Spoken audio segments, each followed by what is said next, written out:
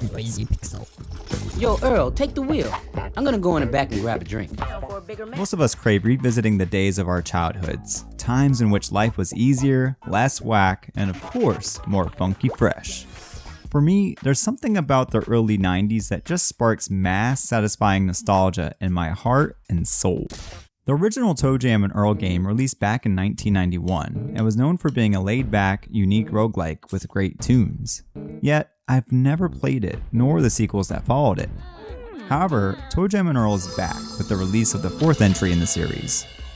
Having moved and grooved my way through it, it's dope at first, but after a while, it just isn't all that in a bag of chips. I'm Brad Crespo, and this is Noisy Pixel's review of ToeJam Earl Back in the Groove. Why are we going back to Earth anyway? ToeJam said he wanted to impress LaWanda. Wait, what? I didn't say that. ToeJam Earl Back in the Groove has the iconic 90s duo ToeJam and Earl, along with 2 additional characters, LaWanda and Letitia, flying right into a black hole that ends up having them crash land on the planet Earth.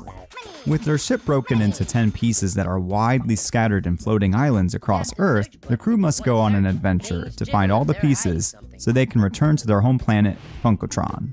From what I've read about previous titles in the series, especially the original game that's loved by so many, ToeJam Earl games have never been known to have a memorable and deep story, and ToeJam Earl Back in the Groove follows suit. Ultimately, the story is more of an afterthought, and character dialogue from both playable and non-playable characters, NPCs, consist of simple one-liners, which is a shame since the characters have such an old-school cool cartoon look. In co-op mode, there is some fun back and forth dialogue, however this occurs only once in a while.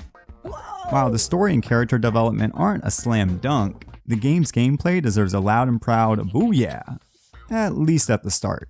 There are 4 game types: Tutorial World, Fixed World, Random World, and Random World Hardcore Mode, that each varies in some way. But the Fixed World has 25 randomly generated floors to explore through. To go up to the next floor though, players must locate an elevator, all the while interacting with or avoiding NPCs, acquiring and using presents, which are items, leveling up, and choosing to take part in 2 minigames. To put ToeJam Earl Back in the Groove simply, it's like a crazy cool fanny pack full of fresh goodies. It's all exciting and groovy, but just like a fanny pack though, the game gets old quickly. The main issue with the game is that it relies on simplicity and quantity over quality with its gameplay.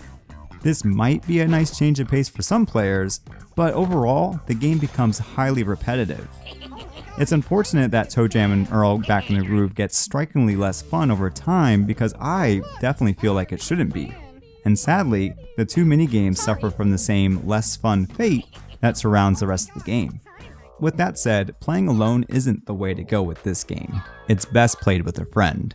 What's rad about co-op mode is how it's set up, as players share a screen when together, but when players are apart from one another, the game features a smooth use of split screen.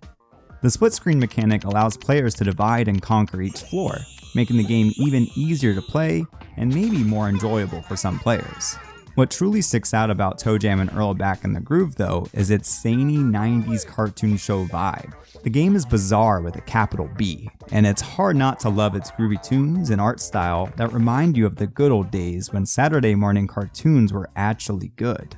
ToeJam Earl Back in the Groove is a strange game that's difficult to really recommend to everyone. However, for old school gamers and fans of the series looking for a funky fresh remix on the original ToeJam Earl, jumping into ToeJam Earl Back in the Groove is a quick, rad, nostalgic trip worth going through.